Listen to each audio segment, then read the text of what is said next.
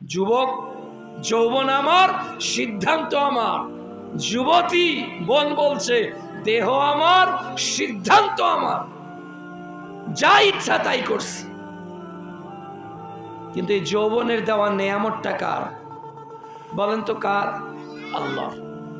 যৌবন যদি আল্লাহর দেওয়া নেয়ামত না হতো, তাহলে পৃথিবীর যারা প্রধানমন্ত্রী, এ পৃথিবীতে যারা রাষ্ট্রপতি, এ পৃথিবীতে যারা বিলিয়ন ট্রিলিয়ন সম্পদের মালিক, তারা কোটি কোটি টাকা ব্যয় করে হলেও তাদের যৌবনের সময়টাকে তারা ফিরে নিয়ে আসতো।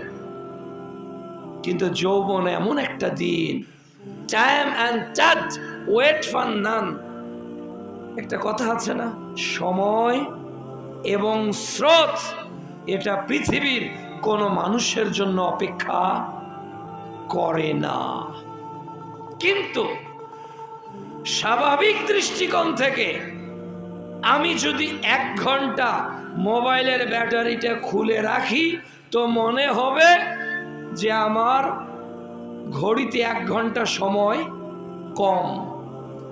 যদি আমি তিস্তা ব্যারেজের মতো বড় বড় ব্যারেজ তৈরি করতে পারি, ব্যারিকেড তৈরি করতে পারি, তাহলে স্রোতের গতিকেও সাময়িকভাবে রুখে দেওয়া যাবে। কিন্তু পৃথিবীতে এমন কোন মেডিসিন, এমন কোন কারখানা, এমন কোন সম্পদ, এমন কোন ডক্টর, এমন কোন মেডিসিন আবিষ্কার হয় নাই যে মানুষ তার যৌবনকাল আজীবন নিয়ে টিকে থাকতে পারবে। এজন্য দয়া করে যৌবনটা নিজের মনে করবেন না।